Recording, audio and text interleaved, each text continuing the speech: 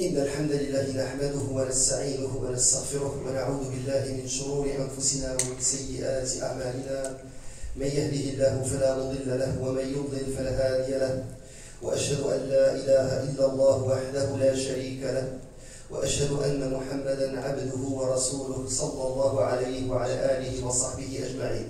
حيا الله الجميع dans ce séminaire sur la croyance islamique. Nous sommes rendus au deuxième cours et nous allons aborder aujourd'hui comme premier point l'importance de l'aqida, de la croyance islamique.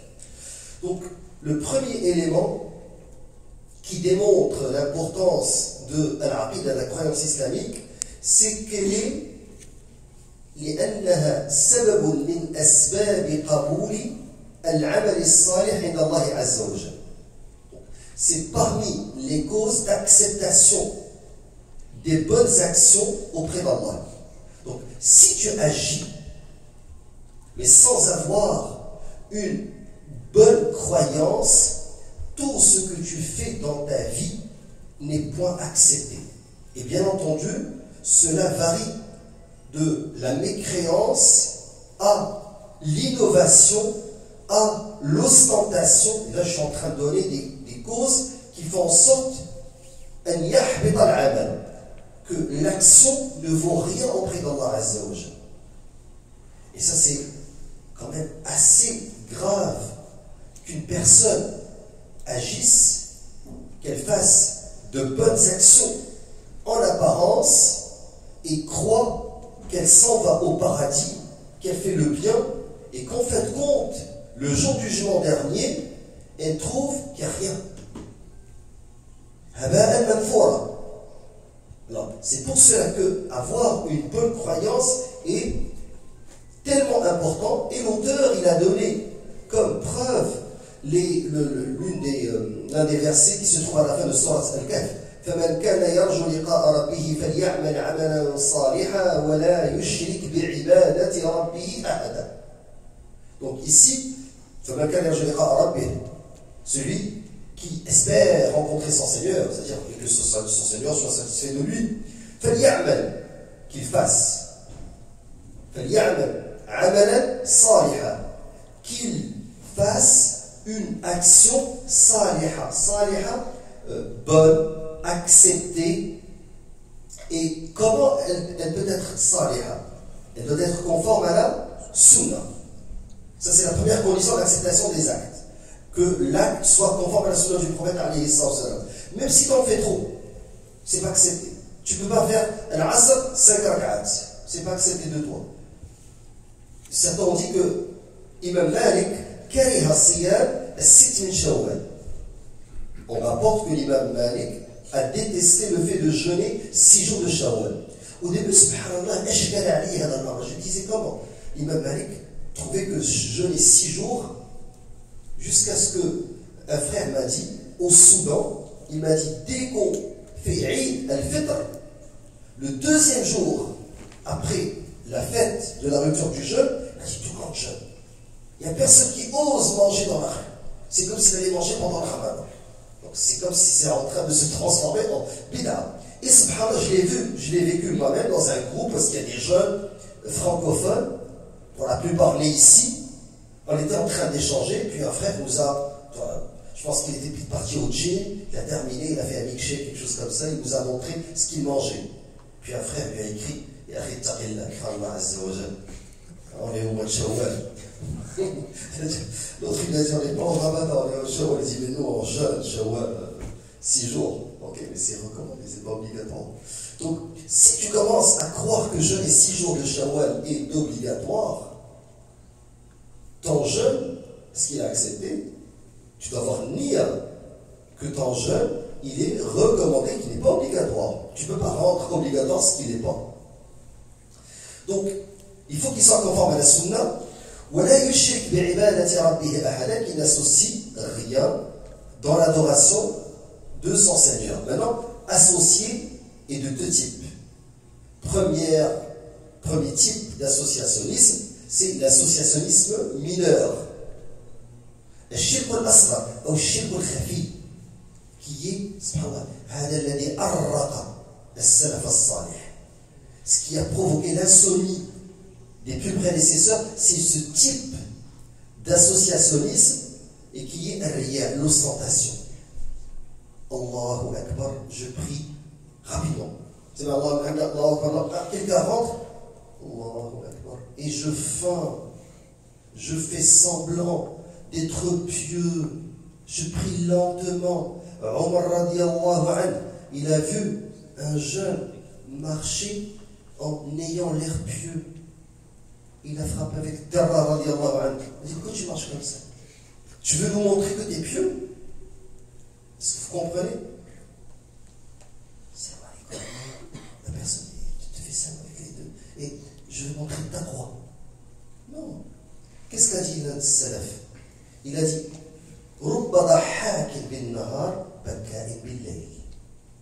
si seulement on pouvait avoir quelqu'un qui rit, qui sourit le jour, mais qui pleure la nuit seul, quand il invoque son Seigneur.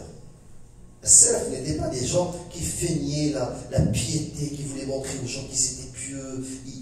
Et l'une des tabi'iyat, elle a dit, qui a vu Omar, radiallahu anhu. Pourquoi? Parce qu'il s'est développé au sein de la Ummah les premiers zuhad, qui étaient les prémices de les soufis.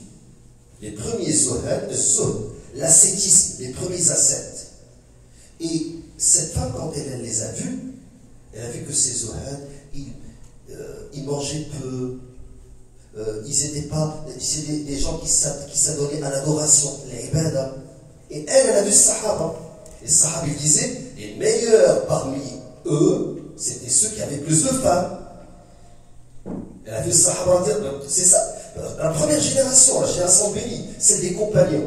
Les compagnons, ce n'est pas des gens qui délaissaient les femmes, qui passaient le temps.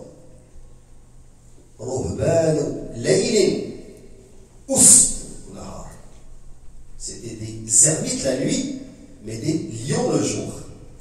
Le livre qui parle des biographies de Sahaba, comment il s'appelle le livre? L'un des livres les plus célèbres, si vous voulez lire la biographie de Omar, d'Abu Bakr, de Khalid, de Muthanna, de Sa'd, radiallahu anhu ajma'in. Usdul Ghab, les lions de la forêt. Usdul Ghab, regardez subhanallah, le titre salaf, quand ils ont voulu parler de Sahaba radiallahu anhu, comment ils ont nommé le livre. Donc elle a dit, Rahimallahu radiallahu anhu Omar. Et elle a décrit. Elle a dit, Ida takallama asma'. Quand il parle, on l'entend de loin. Non, c'est pas quelqu'un qui chuchote. Wa ida akila shaba'. Il mange, c'est pas quelqu'un qui va se priver. S'il y a de la nourriture, il va manger. Si jeûne, il va jeûner. Wa ida daraba awja'. Et s'il frappe, il fait mal. Donc, elle, quand elle a décrit Omar radiallahu anhu, Omar, Oma adraka ma Omar, A'azza Allahu bihi ad-din. Allah Azza wa Jalla a donné la religion, sa puissance et sa fierté grâce à cet homme.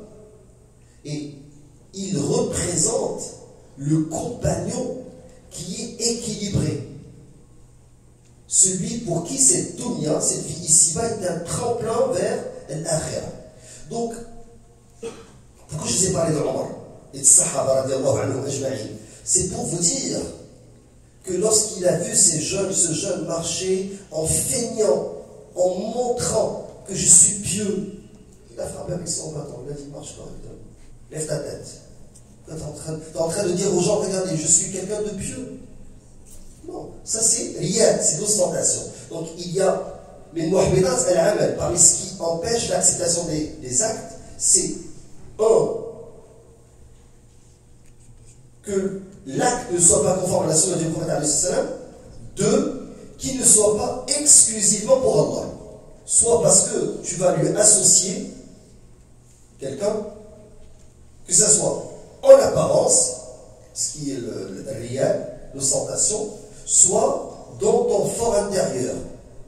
Je fais la chose pour Allah et pour mon ego, pour qu'on dise de moi que je suis généreux, je vais donner de l'argent, je vais me prendre en selfie, pour qu'on dise de moi, je suis courageux. Donc, ça c'est... Donc une bonne croyance, c'est ce qui permet que tes actions soient acceptées. وعد الله المؤمنين والمؤمنات جنات تجري من تحتها الأنهار خالدين فيها ومساكن طيبة في جنات عدن ورضوان من الله أكبر ذلك هو الفوز العظيم. Donc l'auteur il a donné deux versets pour illustrer cet élément-là et il a dit que l'action لا يقبل عند الله تعالى إذا كان صاحبه على عقيدة فاسدة. Si la personne a une croyance qui est mauvaise, ce qu'il fait dans la vie n'est pas accepté. Et pour illustrer mon propos, je vais donner un exemple probant. Un homme qui a fait pour l'islam, je pense, à mon humble avis, plus que la plupart des musulmans, mais qui est en enfer. Et s'il n'y avait pas Charles, on l'aurait aimé, mais on ne peut pas l'aimer, parce qu'il est mécréant. Un, il a élevé le prophète alayhi salam après la mort de son grand-père. Deux, il l'a protégé.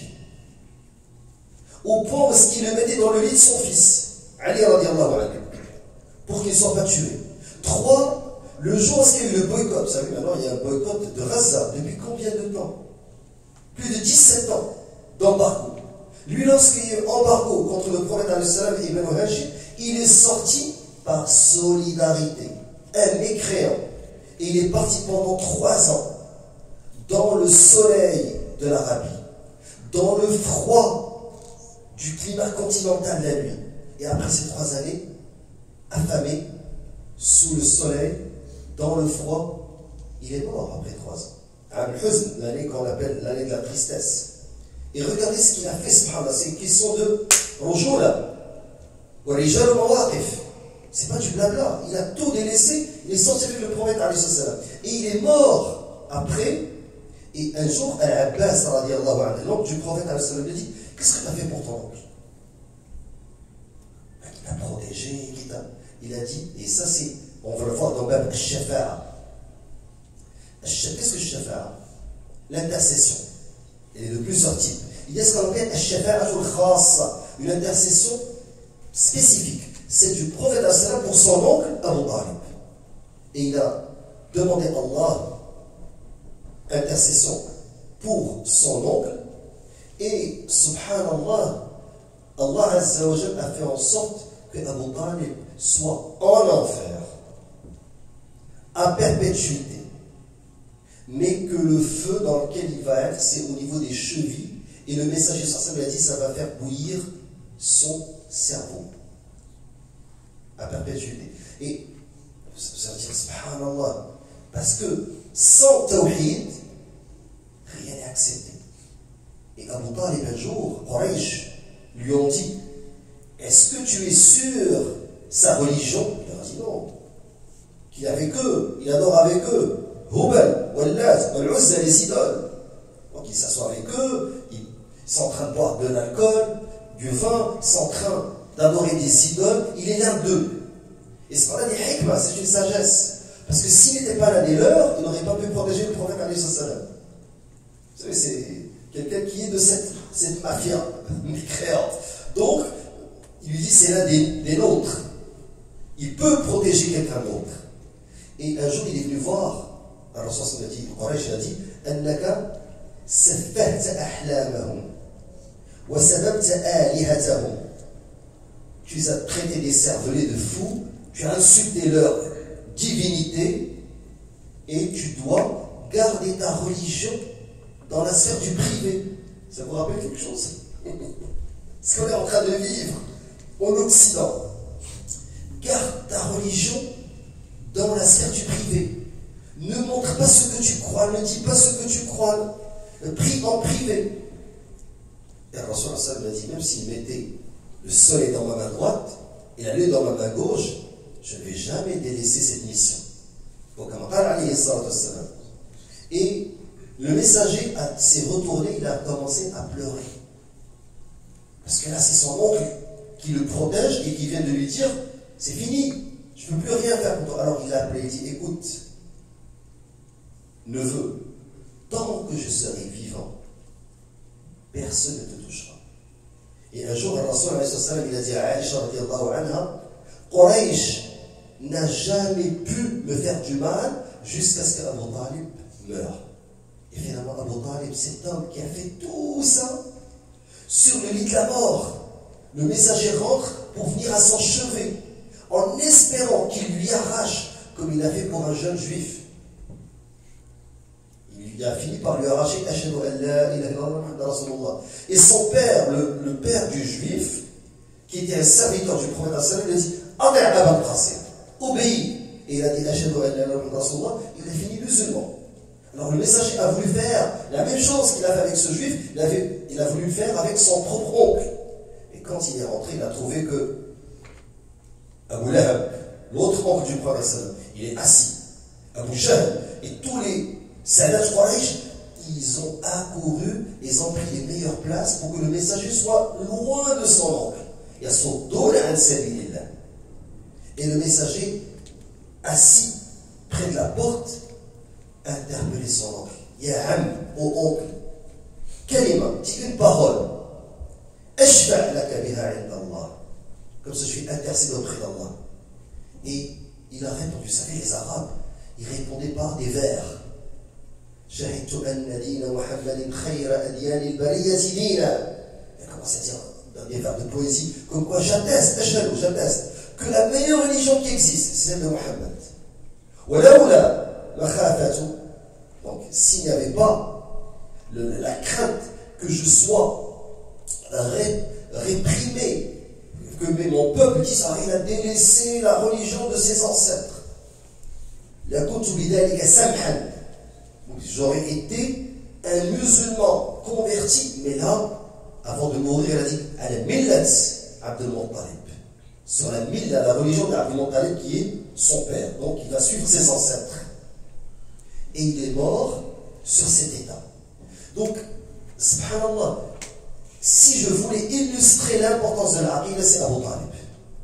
Qui parmi nous a protégé le messager, qui parmi nous a donné son argent et sa fortune pour nourrir le messager? Qui parmi nous est sorti par solidarité avec Gaza et a délaissé son confort? Lui, il a délaissé son confort pour son neveu. Mais laysa lillah, pas pour Allah.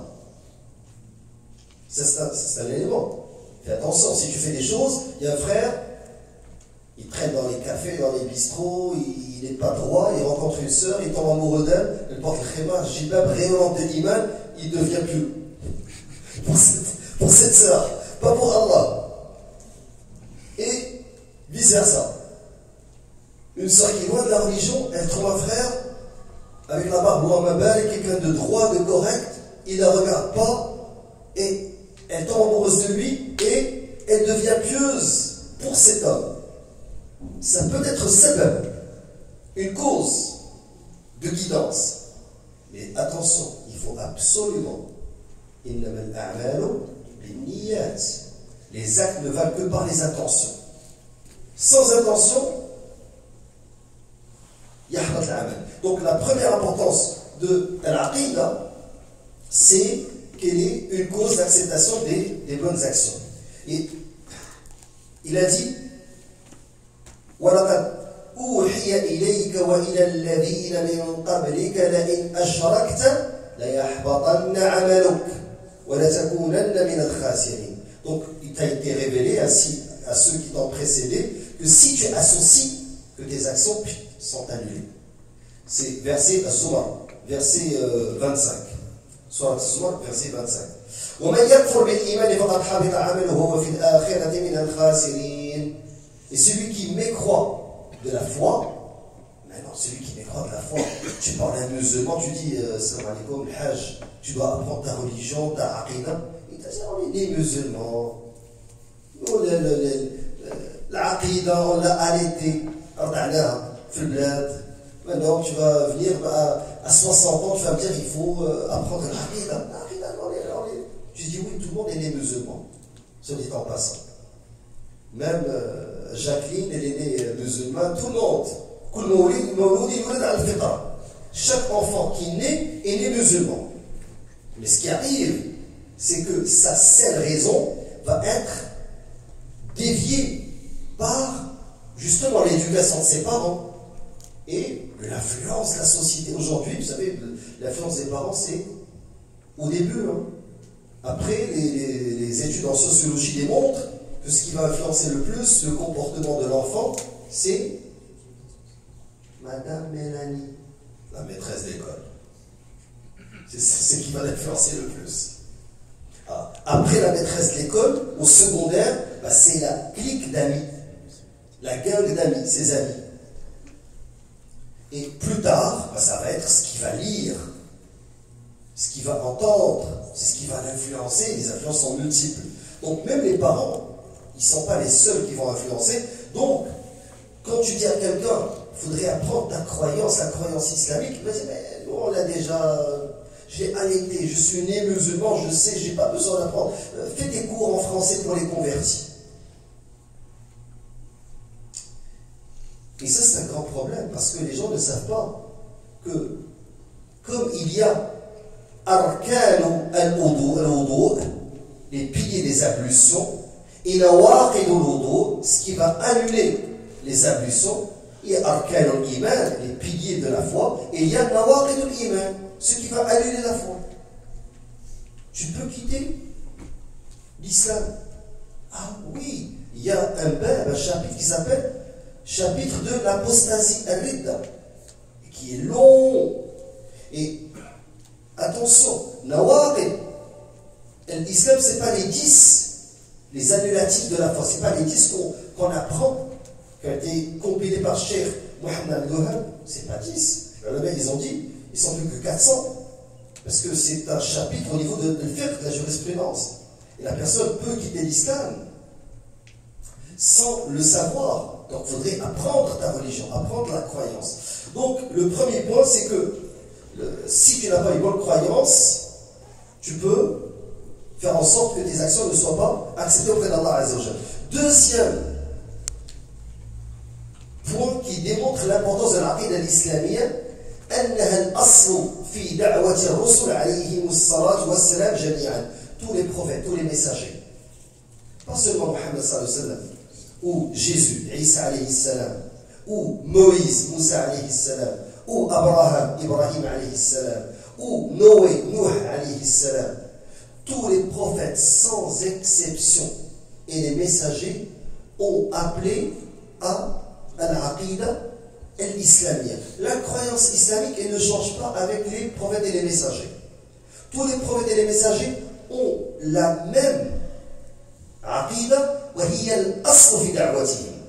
قال تعالى: ولقد بعثنا في كل أمة رسولا أن يعبدوا الله واجتنبوا الطاغوت. Et nous avons envoyé dans chaque nation un messager. Adorer Allah pour dire à son peuple, adorer Allah et éviter le tarout. Donc éviter le tarout, ça veut dire quoi? Ça veut dire que tu dois apprendre comment adorer Allah et tu dois apprendre comment éviter le tarout. Parce que si tu adores Allah avec le tarout, c'est nul. Donc le deuxième point, il y a l'asl. Quand je dis l'asl, asl shay, asl da'wa, tout groupe qui veut faire da'wa ilallah, on veut faire da'wa. Des jeunes qui se réunissent, on veut sauver les gens de l'égarement, les jeunes de notre âge, on veut faire des vidéos. Quelle est la chose la plus importante sur laquelle ils doivent baser leur appel? L'aqida, l'iman, le tawhid. C'est ça le plus important. Et j'aurais aimé que dans ces points-là, ils ajoutent un élément. Je vais l'ajouter maintenant. Ils ont écrit ici 5. Mais je vais ajouter un élément. Al-Rasoul, issu de la biographie du prophète alayhi salatu wa sallam. Dans l'examen, je ne vais pas me contenter ce qui est dans le livre, hein. Ce que je présente fait partie de l'examen. Donc, un autre élément. Quand on prend la biographie du prophète alayhi sallam, combien de temps David a vécu à la Mecque? 13 ans. Combien d'années il a vécu à Médine? 10 ans. Le Coran qui descendait à la Mecque, comment on l'appelle? Al-Qur'an al-Makki. Le Coran est quoi? De quoi parlait le Coran al-Makki? Qu'est-ce que faisait le messager à la Mecque? L'aqida, la croyance. L'alcool n'était pas interdit, il buvait de l'alcool. Pas lui, alayhi salam. Pas Sahaba qui d'une certaine manière, se rejetaient l'alcool pour préserver leur intégrité physique et morale et leur honneur. Comme Abu Bakr Siddiq qui n'a jamais bu d'alcool, comme d'autres sahaba, comme Uthman radiallahu anhu. Donc, qu'est-ce qu'il faisait? Il appelait à la croyance islamique pendant 13 ans. Alors, le Coran mécois ne parlait que d'aqida, que de croyance. La prière n'était pas encore obligatoire. Je parle des 5 prières. Ils ont commencé à prier pendant les 10 premières années. Ils priaient une prière le matin, une prière le soir. Il y avait 2. Il n'y avait pas 5. C'est après l'ascension que la prière a été légiférée.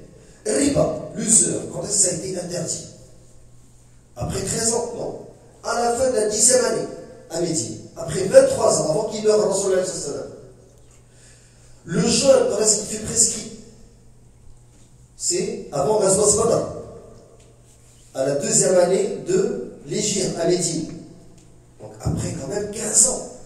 Ce que je suis en train de vous dire, que pendant 13 ans, le messager ne faisait qu'une chose, c'est renforcer l'iman, la foi, la bonne croyance islamique. Alors, les gens qui multiplient l'umrah, le hajj, le zakat, le salat, mais sans qu'il y ait rien à l'intérieur, sans que leur conception soit conforme au Coran et à la Sunna, ils risquent de passer à côté de l'essence même de l'islam. Il y a des gens qui prient avec toi, mais il est laïque. Il n'a rien compris de l'islam.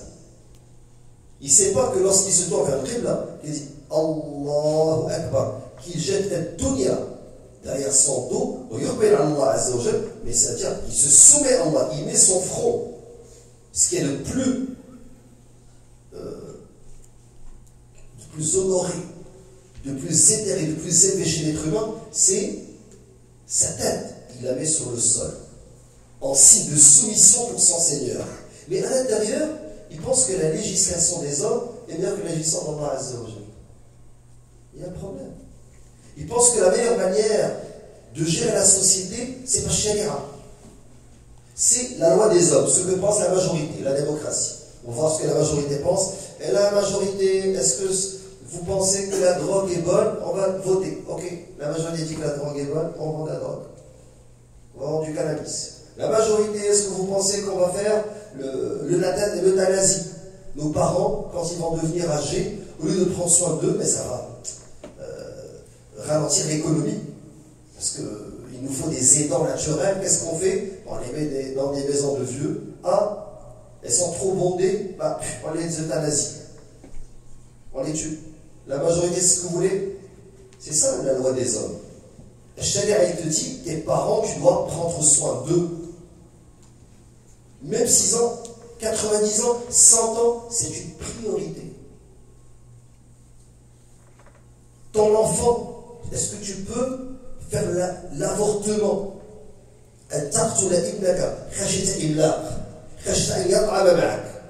Que tu ton fils de peur qu'il va manger avec toi, qu'il va partager avec toi ta subsistance, ton rizq. Allah a dit, nous leur donnons la subsistance et vous, par les enfants. Donc les musulmans ne peuvent pas accepter l'avortement.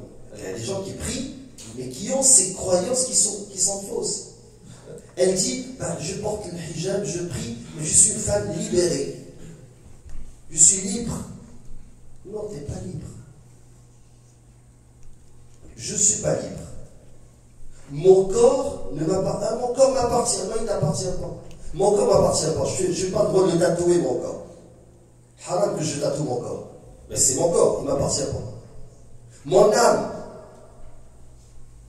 est-ce qu'elle m'appartient? Nafsi. Elle ne m'appartient pas. Je n'ai pas le droit de me suicider. Donc, le croyant, le musulman, il doit avoir une croyance saine. Sinon, il va penser n'importe quoi. Est-ce que j'ai le droit d'aller faire des opérations esthétiques? De changer Allah? S'il y a une malformation, oui. Mais sinon, mon nez ne me plaît pas. J'ai envie d'avoir un petit nez. Qu'est-ce que je fais? Je vais aller faire une opération esthétique. Est-ce que j'ai le droit? Non, tu n'as pas le droit. Tu n'as le droit ni de faire le wajh, tatouage, tu ne dois ni changer Allah Azza wa Jal, tu dois.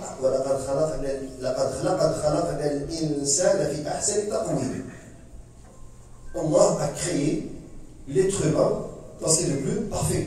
Donc tu dois accepter qu'Allah Azza wa Jal t'a créé de cette manière. Donc tout ça relève de la croyance que tu dois croire.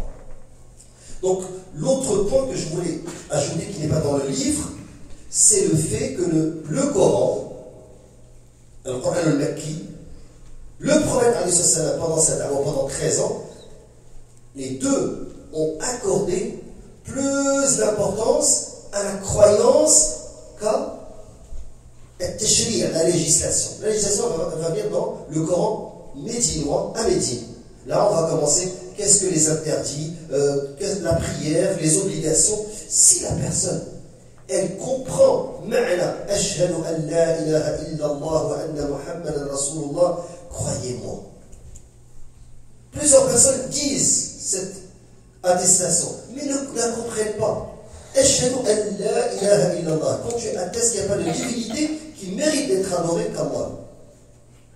Est-ce que les gens comprennent que tu viens d'attester qu'il y a des actes que seul Allah peut faire?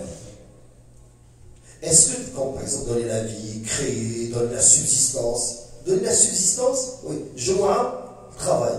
Qui donne la subsistance? Mon patron. Non, c'est Allah. Donc la prière passe en premier. C'est ça, pratico-pratique. Prenons Ashhadu anna Muhammadan Rasulullah. Ah, Habibi ya Rasulullah. C'est-à-dire que on se réunit dans la mosquée, on dit Sallallahu ala Sophia. On commence à chanter les louanges et le prophète. Est-ce que c'est ça? Ashhadu anna Rasulullah. Les ulama, ils ont dit Tasdiquhu fima akhbar wa ta'atuhu fima amar wa tarku ma naha anhu wa zajar wa an la yu'bad Allah illa bima shara'. Quatre choses quand tu dis Ashhadu anna Rasulullah. Un, tu dois le croire dans ce qu'il t'a informé, al-ghaybiyya, ce qui va venir après, paradis, l'enfer, sirat, al-hawd, le bassin, al-mizan, la balance, al-hashr, la résurrection, le rassemblement. Et tu dois croire tout ce qu'il nous a informé. Quand il nous a dit, un jour il a dit que une vache, dans un hadith, a parlé. Les gens disent, une vache qui parle, un loup qui parle. Les gens disent, un loup qui parle. Le prophète, qu'est-ce qu'il a dit? Il a dit, je crois en cela, ainsi qu'Abu Bakr et Omar. Donc le messager nous a informé de ça, on croit. Aqida, tabita. Quand je dis aqida, tabita, il faut que ça soit, pas au niveau cérébral, il faut que ça soit au niveau de ton cœur.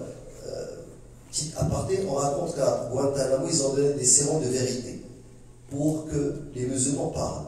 Certains détenus. Et certains commencent à faire l'adhan. Ashhadu an la ilaha illallah. D'autres commencent à réciter le Coran. D'autres commencent à dire l'anashid. Chacun, il va parler de ce qu'il y a au fond de son cœur. Laissons cet exemple. Je connais des personnes qui ont été atteintes d'Alzheimer à la fin de leur vie. Et subhanallah, la personne âgée, quand il entend l'adhan, ça c'était au bled. Il se lève, il se redresse à 92 ans et commence à faire mécaniquement. C'est ce qu'il y a à l'intérieur, salat. D'autres, ils vont chanter. Donc fais attention.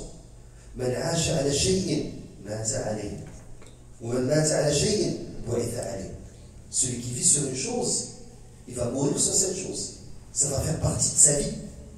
Avec le temps, c'est comme si, regarde, quelqu'un me disait l'autre jour, je dis, qu'est-ce qui est la chose la plus importante pour toi? Il commence à réfléchir.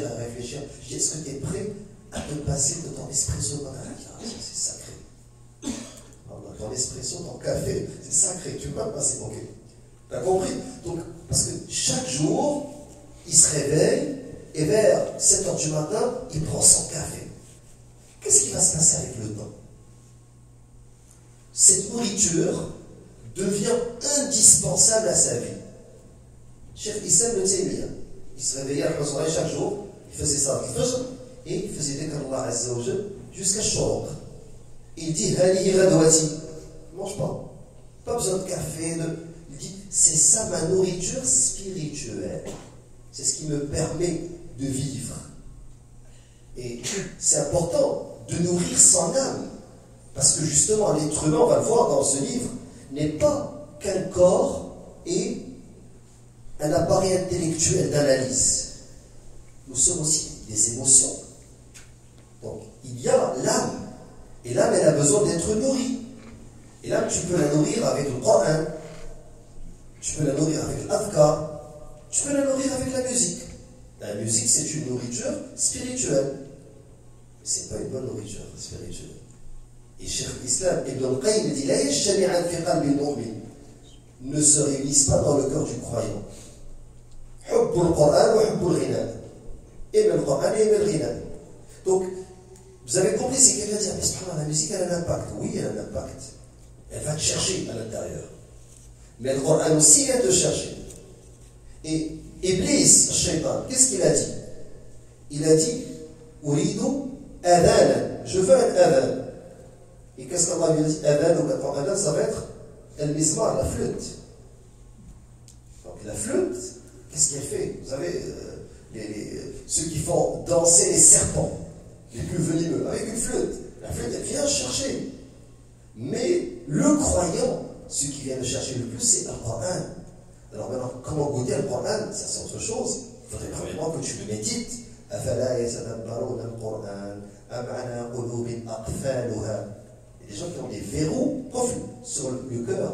Comment ils peuvent goûter le Coran? N'importe qui peut goûter le Coran? Qu'est-ce que dit Allah Azza wa Jalla? ذلك الكتاب لا ريب فيه هدى للمتقين. C'est une guidance pour les pieux. Si ce n'est pas un pieux, وذكر فإن الذكرى تنفع المؤمنين. Le rappel profite aux croyants. Donc, ça c'est l'autre élément à propos des causes, l'asbab, et la question de l'ahmid al-aqida qui montre l'importance de l'aqida. Troisième ou quatrième, ici dans le C3, mais j'en ai ajouté un, l'aqida daruri l'insan akthar min daruratihi lil hawa'i wal ma'. Ok, mais quand il dit l'aqida, c'est important parce qu'il y a ce qu'on appelle les questions fondamentales, les questions existentielles. D'où viens-je? D'où est-ce que je viens? Pourquoi j'ai été créé? Où est-ce que je m'en vais après la mort? Vous savez, ces questions existentielles, al-as'ila al-wujudiyya. Le chien, le dromadaire, le cheval, le chat, le chien ne se pose pas. Il ne se pose pas ces questions. Ils sont guidés par l'instinct. Ils se multiplient. Ils vont chasser ou ils vont aller brouter de l'herbe. Et une vache lui donne de l'herbe, elle est contente. Tu la laisses au soleil, elle broute. Arhamun tadfa et ardun tabla. Elle se résume. L'être humain, tu peux lui donner à manger. Tu peux tout lui donner. Et il est triste, il est malheureux. Il ne goûte pas le bonheur. Il peut se marier, avoir des enfants, avoir un travail. Et tu dis, subhanallah, tel millionnaire s'est suicidé. Ou bien, il est sans suicide. N'allons pas dans l'extrême. Il y a un frère qui me disait, parler avec ses collègues au travail, et on dit, hé, Mohamed. Et on dit, ah, moi, qu'est-ce que tu fais pendant le week-end? Bah, il a dit, je fais une petite sortie avec mes enfants. Mais même, à part ça. Bah, je fais mon marché, à part ça. Bah, je fais la mosquée, à part ça. Il dit, mais tu prends pas de la bonne? Je me dis, non, t'as pas de vie, mon ami. T'as pas de vie, comment? Tu bois jamais? Je dis, même pas le week-end, je bois pas. Tu sais pas ce que tu rates. Nous, on attend la fin de semaine pour aller chercher des caisses, pour boire un bon verre. Subhanallah. Regardez, cet élément veut dire qu'il n'est pas heureux et qu'il a besoin, comment il les appelait, Baudelaire et les poètes français, les paradis artificiels. Il ne peut pas goûter le bonheur si il a ces facultés intellectuelles qui sont saines, qui sont normales. Il doit être dans un état d'extase. Il a besoin de l'alcool, de la drogue. Donc ce qui veut dire que l'aqida darouria, parce que pourquoi ces éléments, ces parties artificielles, ils lui permettent d'oublier ce qui va devenir de lui après la mort.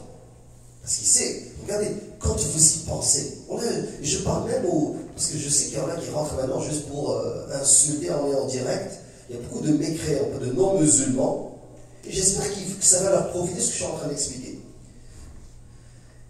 Ils doivent reconnaître que le fait de penser à la mort, ça vient nous chercher à l'intérieur. Que la mort est l'un des thèmes qui sont omniprésents dans la poésie, dans la littérature, toute littérature, qu'elle soit française, anglaise.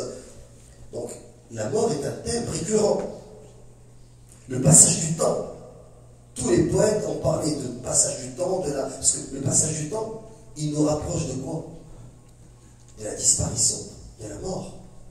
Et celui qui se pose ces questions et qui trouve une réponse à ces questions, d'où est-ce que je viens, pourquoi j'ai été créé, qu'est-ce qui va advenir après la mort, il a une sérénité. Et c'est la différence entre le croyant.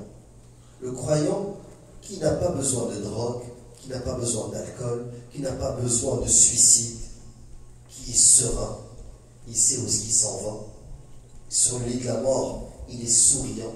Parce que, qu'est-ce que dit le Rasoul alayhi salatu wassalam? Celui qui aime la rencontre d'Allah, Allah aime sa rencontre.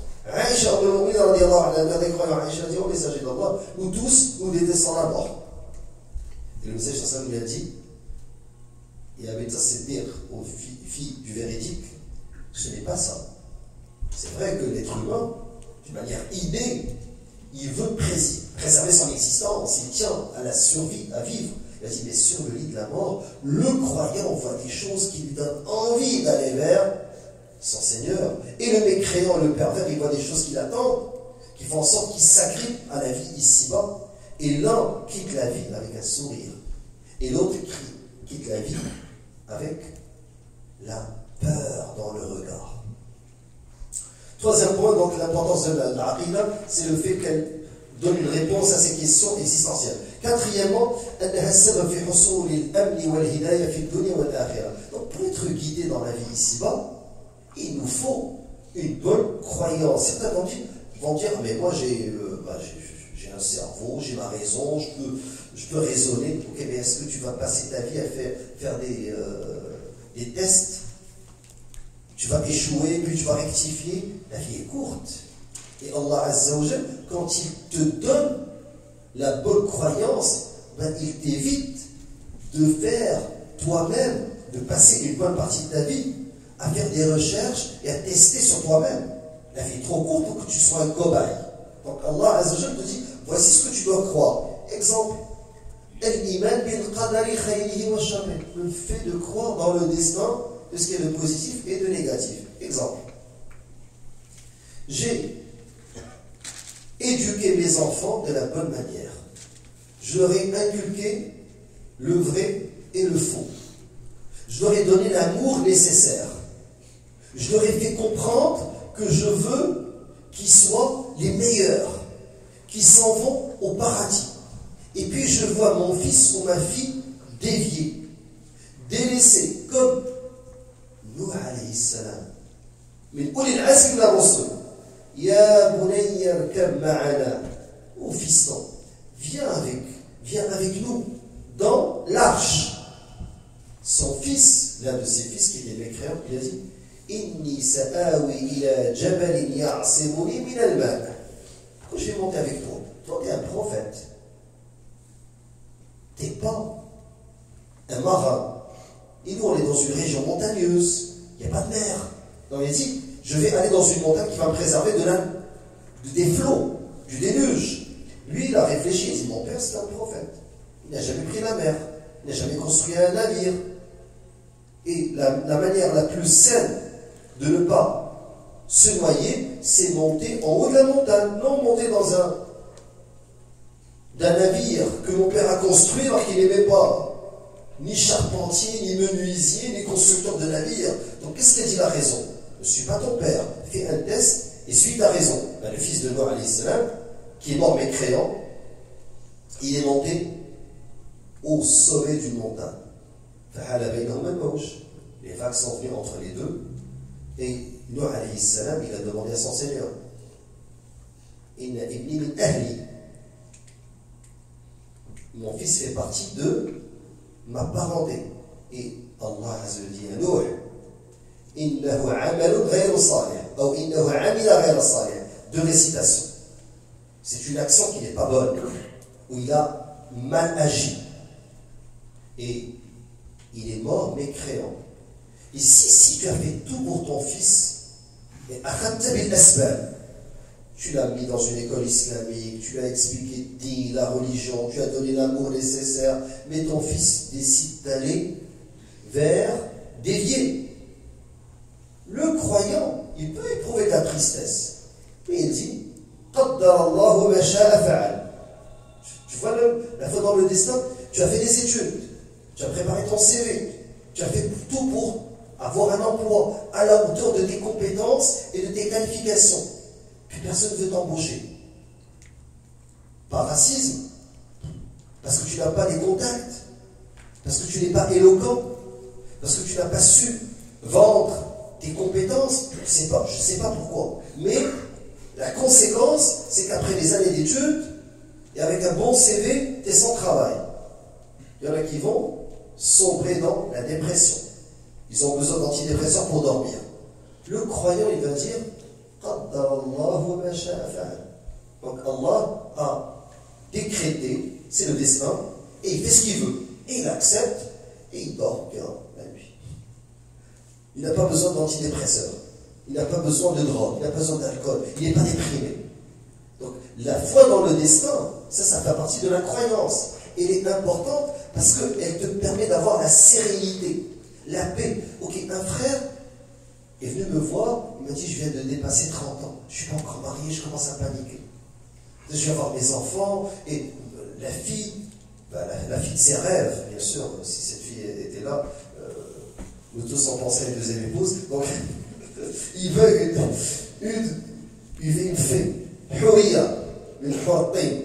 Donc il attend vraiment la perfection au niveau de din, au niveau de la beauté, au niveau de la science. Moi, quand j'entends des fois les critères des frères et des sœurs, je me dis, est-ce que ça existe vraiment Mais on peut rêver, mais en tout cas, chacun est libre. Et il commence à paniquer. Et il dit, je ressens une tristesse, je vois le temps passer, j'aurais aimé me marier à 25 ans, que mes enfants grandissent avec moi, maintenant j'en ai 30 ans, et je vais la rencontrer, puis j'en ai vu une, son père dit qu'il faut qu'elle termine ses études, et c'est trop, je ne peux pas attendre jusqu'à 40 ans. Il commence à... Et est-ce que tu as pris les bonnes décisions, tu as pris les bonnes causes? Si tu l'as fait, est-ce que vous comprenez l'importance de la bonne croyance? Ça donne une sérénité, une paix intérieure, que celui qui n'a pas une bonne croyance ne peut pas éprouver. Cinquièmement, la baraka, j'ai déjà fait toute une halqa sur la baraka. La baraka, c'est cette bénédiction qu'Allah Azzawajal accorde. Le croyant sait qu'Allah yubarik, il te donne une baraka dans ta progéniture, dans ton temps, dans tes besoins. Avec peu de besoins, ton grand-père, qui était peut-être analphabète, a pu former des ingénieurs, former la génération de ton père. N'est-ce pas? Alors qu'il était presque analphabète. Il a pu nourrir sa famille, tout. Il y avait baraka. Et tout le monde mangeait avec un salaire. Aujourd'hui, les deux travaillent et ils passent l'année à pleurnicher, à se plaindre. On est serré, la vie est dure, c'est parce qu'il n'y a pas de baraka. Je touche 60 000, ma femme elle touche 50 000, on a 110 000,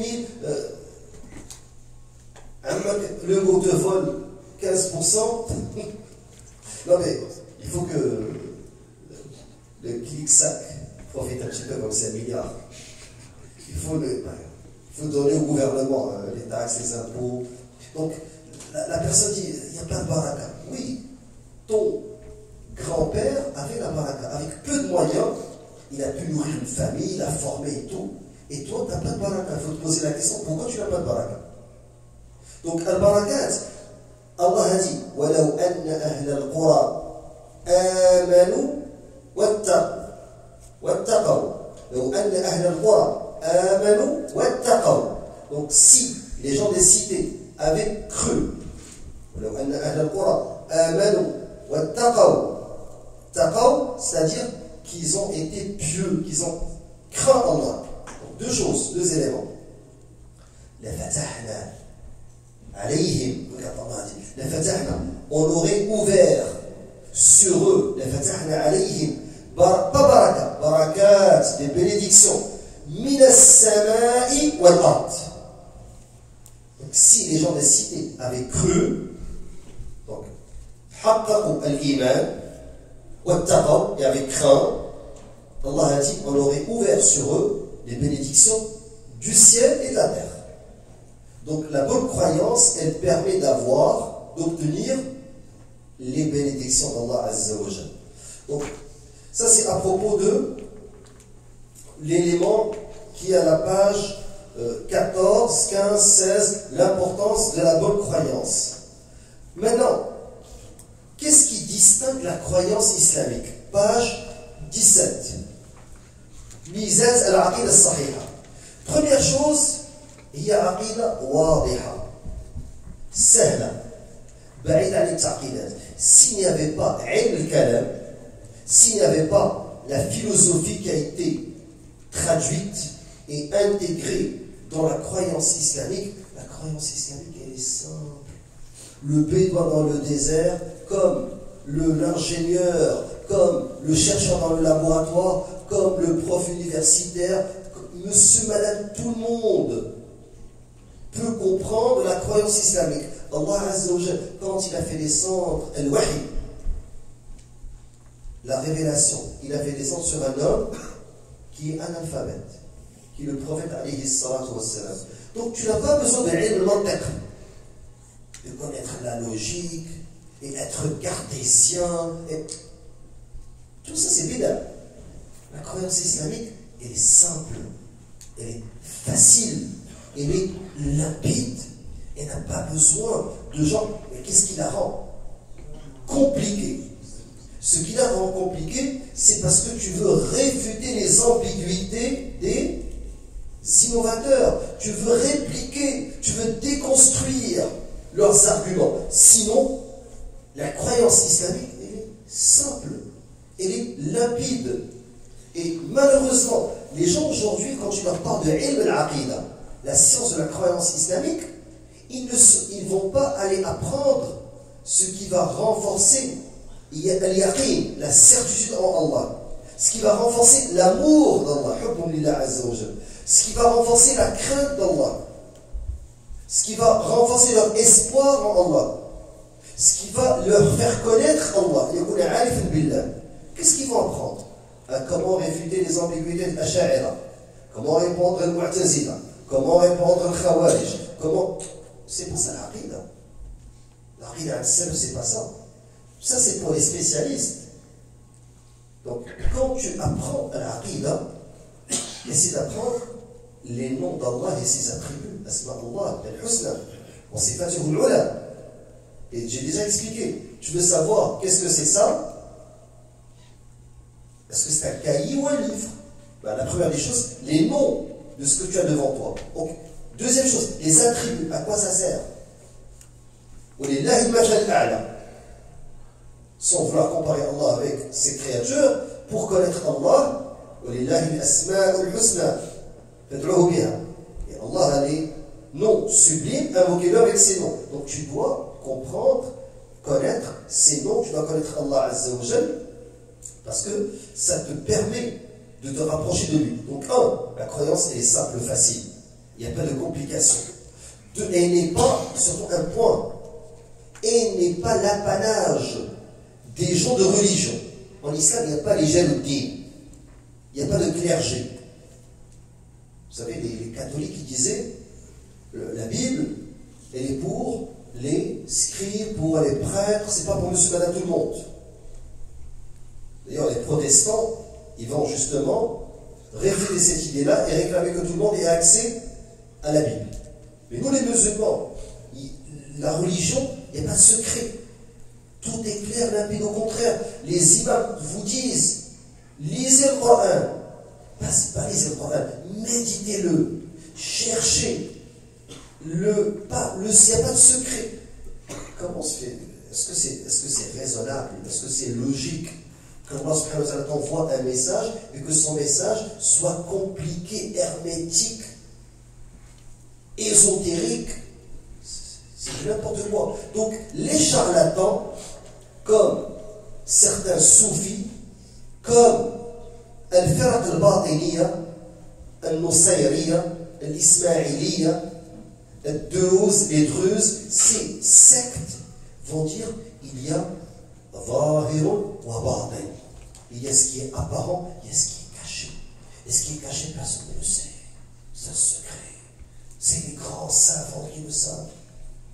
Les Druzes vont dire pendant 40 ans, fais ce que tu veux.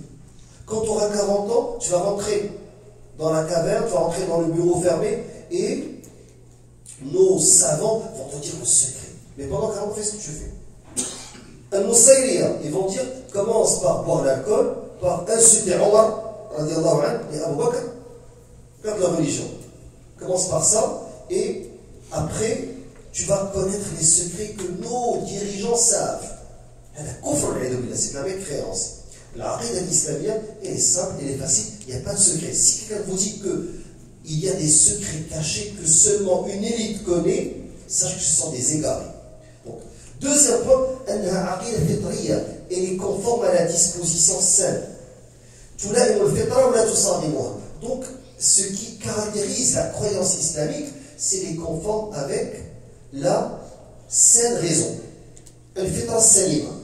Elle ne vient pas la contrecarrer. Je donne un exemple. L'être humain, dans son essence, comment il a été créé, il y a une dualité. Vous savez cette dualité? Je donne un exemple rapidement. Je regardais une vidéo où est-ce qu'un homme en Inde a mis un portrait géant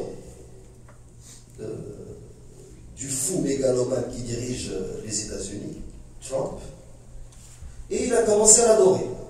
Il a dit c'est son Dieu. Et certains me disent mais pourquoi il fait ça? Est-ce qu'il veut?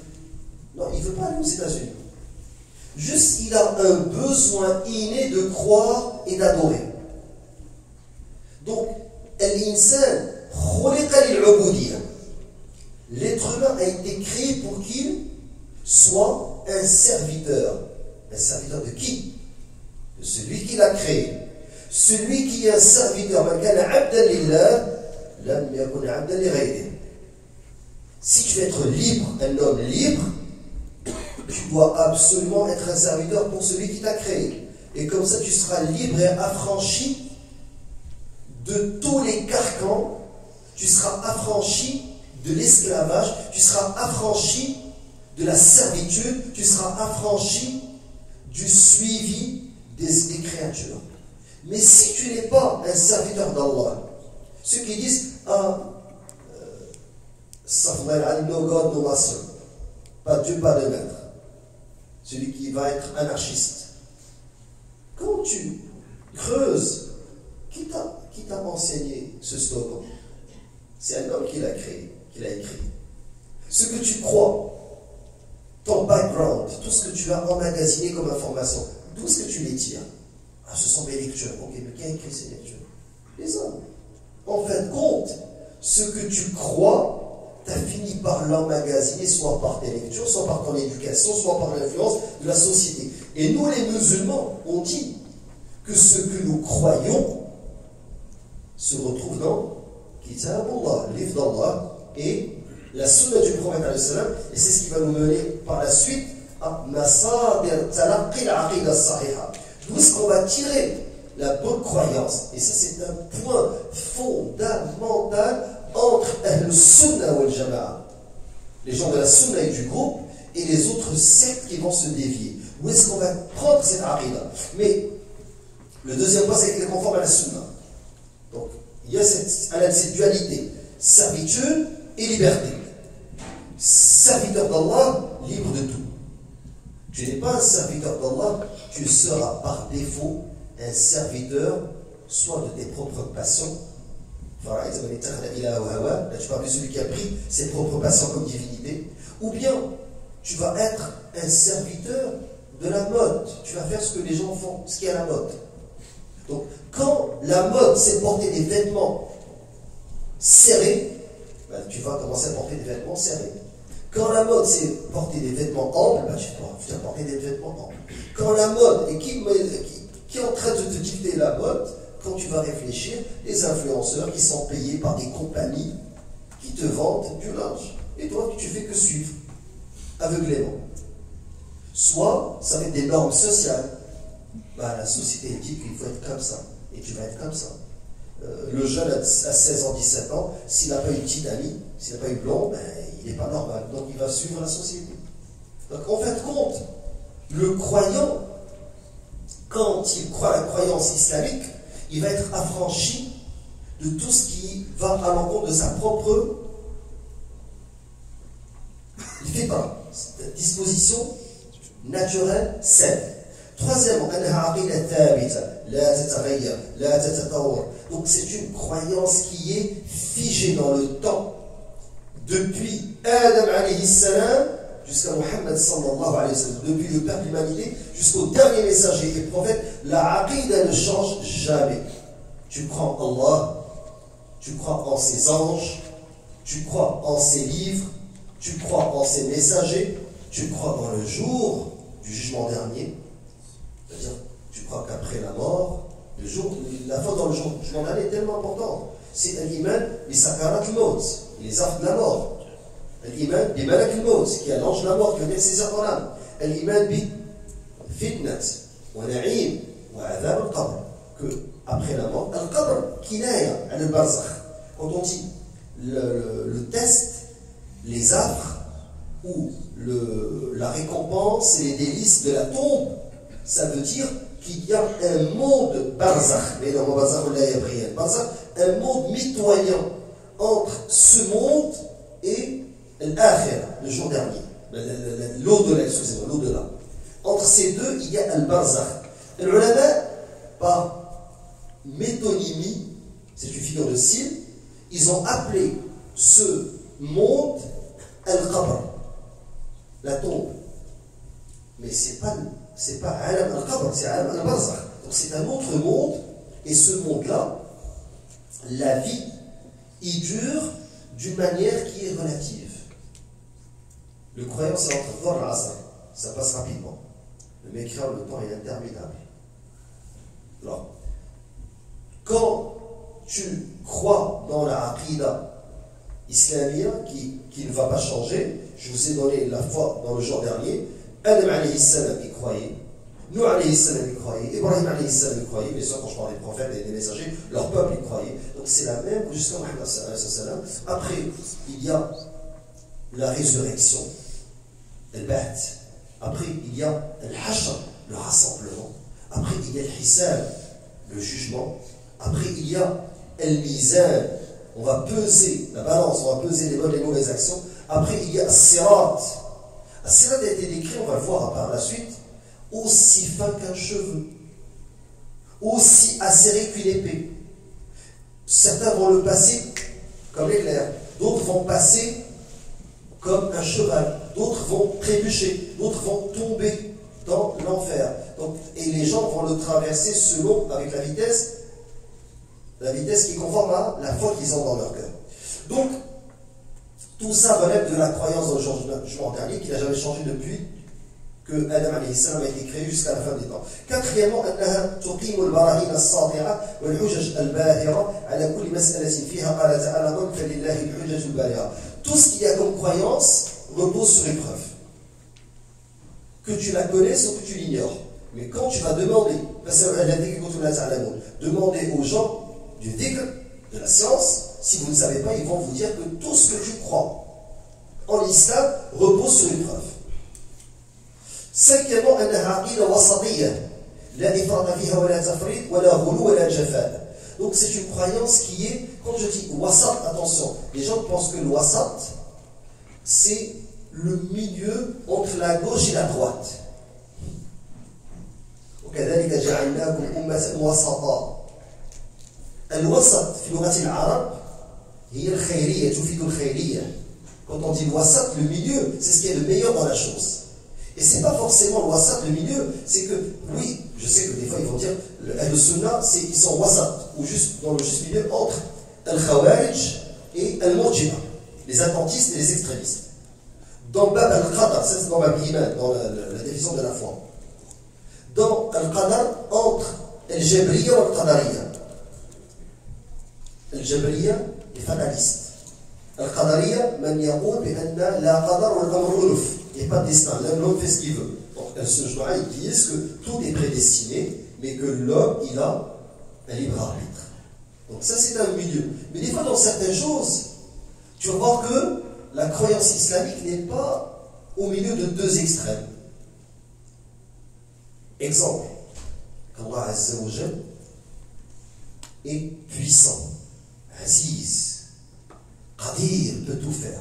Quelqu'un ne va pas me dire, ah là on est en deux extrêmes, entre ceux qui disent qu'Allah est extrait, le puissant, et Allah Azza wa Jal a un fils.